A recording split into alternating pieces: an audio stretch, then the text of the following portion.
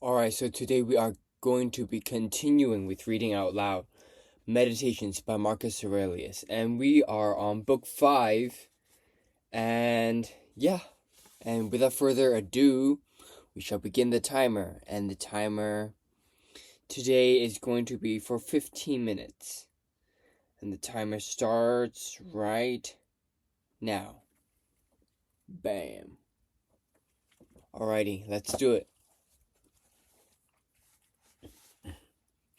Realities are wrapped in such a veil, as it were, that several philosophers of distinction have thought them altogether beyond comprehensions, while even the Stoics think them hard to comprehend, and every assent we may give to our perception is fallible. The infallible man does not exist. Pass then to the various objects of experience. How short-lived they are, how shoddy. A catamite, a whore, a thief could own them. Go on now to the characters of your fellows. It is hard to tolerate even the best of them, not to speak of one's difficulty in enduring even oneself. In all this murk and dirt, in all this flux of being, time, movement, things moved, I cannot begin to see what on earth there is to value, or even to aim for. Rather the opposite. One should console oneself with the anticipation of natural release, not impatient of its delay, but taking comfort in just these two thoughts. One, that nothing will happen to me which is not in accordance with the nature of the whole. The other, that it is in my control to do nothing contrary to my God and the divinity within me. No one can force me to do this. No one can force me to this offense. To what use then am I now putting my soul? Ask yourself this question on every occasion. Examine yourself. What do I now have in this part of me called the what do I Let's start this again. To what use then am I now putting my soul? Ask yourself this question on every occasion. Examine yourself. What do I now have in this part of me called the directing mind? What sort of soul do I have after all? Is it that of a child, a boy, a woman, a despot, a beast of the field, a wild animal? Here is a way to understand what sort of things the majority take to be goods. If you think they're true goods, there are wisdom, for example, self-control, justice, courage. With these in your mind, you cannot give away. With these in your mind, you cannot give any credence to the popular saying of too many goods to make room, because it will not apply. But bearing in mind what the majority see as goods, you will hear and readily accept what the comic poet says as a fair comment. Even the majority can intuit this difference. Otherwise, this saying would not both cause offense and rejection, while at the same time we take it as a telling and witty comment on wealth and the privileges of luxury and fame. Go on then, and ask whether we should value and judge as goods those things which and ask whether we should have value. Go on then, and ask whether we should value and judge as goods those things which, when we have thought of them, would properly apply to their own to the owner, saying, this sentence is rough. I'm gonna repeat this again. Go on then, and ask whether we should value and judge as goods those things which, when we have thought of them, would properly apply to their owner, and their owner the saying, he is so rich, he has no room to shit. I am made up of the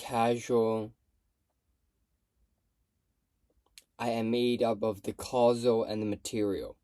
Neither of these will disappear into nothing, just as neither came to be out of nothing.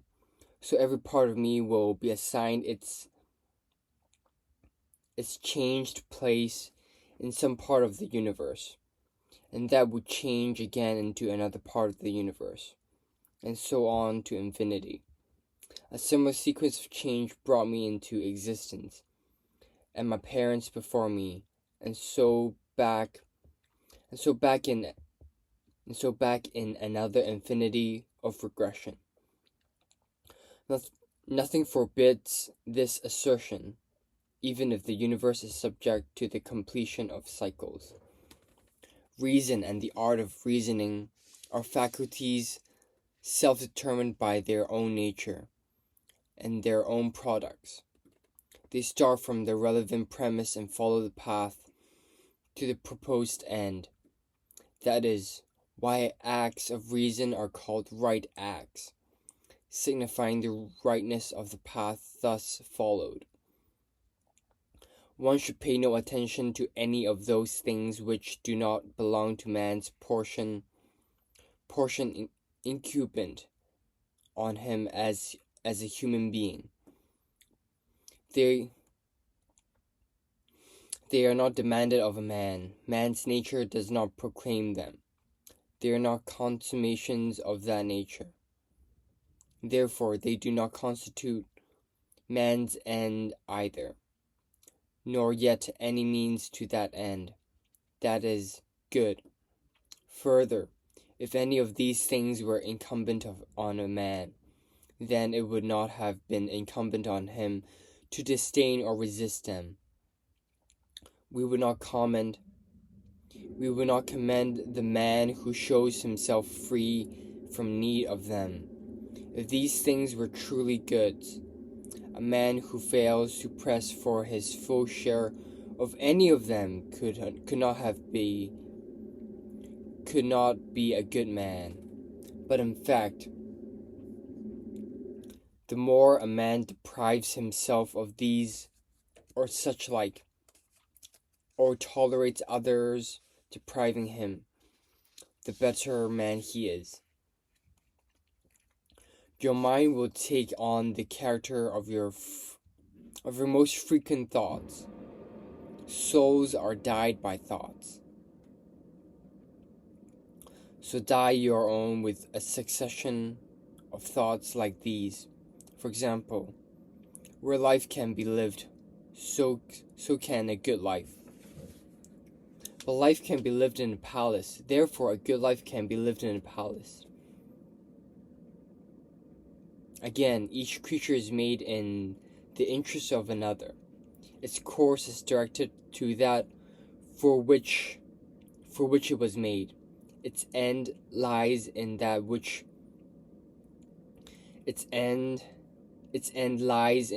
to which its course is directed. And where its end is, there also for each is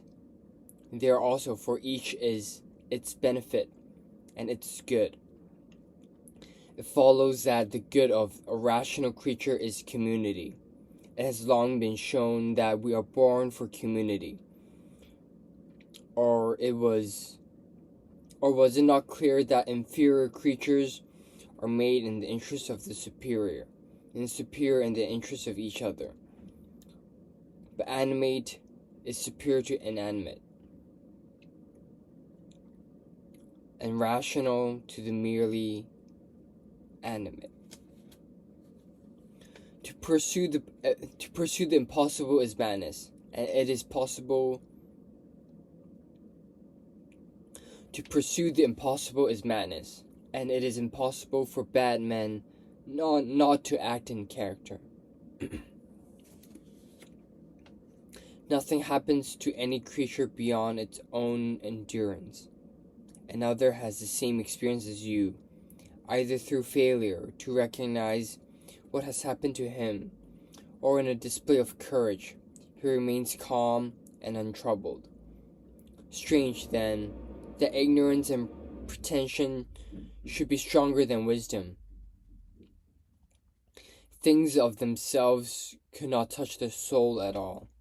They have no entry to the soul, and cannot turn or move it. The soul alone turns and moves itself, making all externals present to it cohere with the judgments it thinks worthy of itself. In one respect, man is something with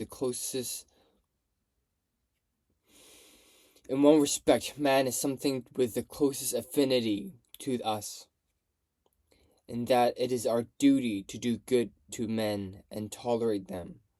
But insofar as some are obstacles to my proper work, man joins the category of things indifferent to me, no less than the sun, the wind, a wild animal. These can impede some activity, yes, but they form no impediments to my impulse or my disposition, because here there is conditional commitment and the power of adaptation. The mind adapts and turns around any obstacle to action to serve its objective. A hindrance to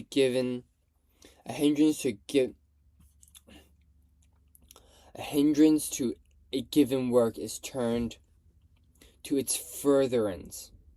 An obstacle in a given path becomes an advance. Revere the ultimate power in the... I'm not speaking well today, but it is fine because, like I said, imperfect practice is still better than no practice. Revere the ultimate power in the universe. This is what makes use of all things and directs all things. But similarly, revere the ultimate power in yourself. This is akin to that other power. In you too, this is what makes us use. In you too, this is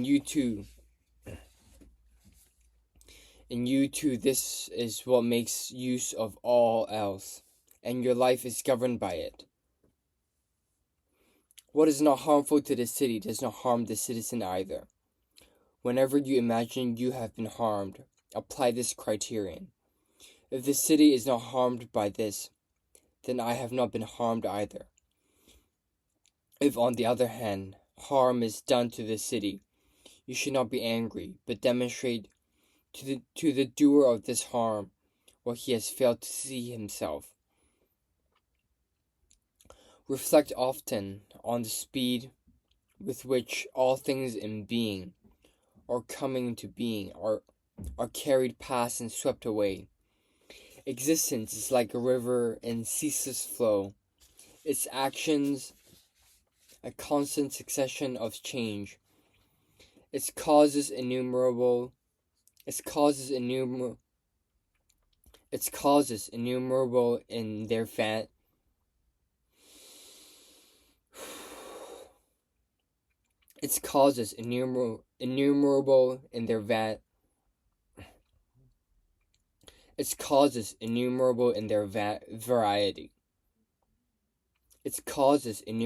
in their variety. Scarcely anything stand still, even what is most immediate. Reflect too on the yawning gulf of past and future time, in which all things vanish. So in all this is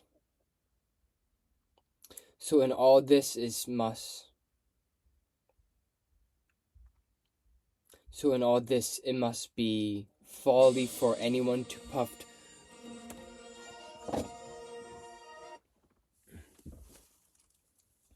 So in all this, it must be folly for anyone to be puffed with ambition, racked in struggle, or indignant at its lot, as if this was anything lasting or likely to trouble him for long.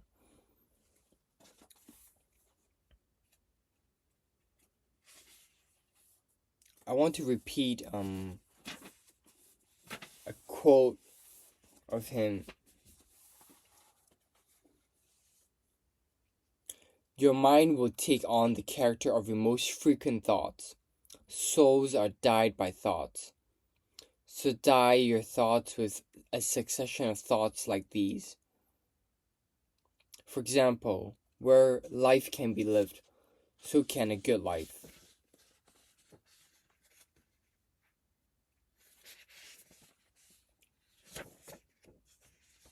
But life can be lived in a palace. Therefore, a good life can be lived in a palace.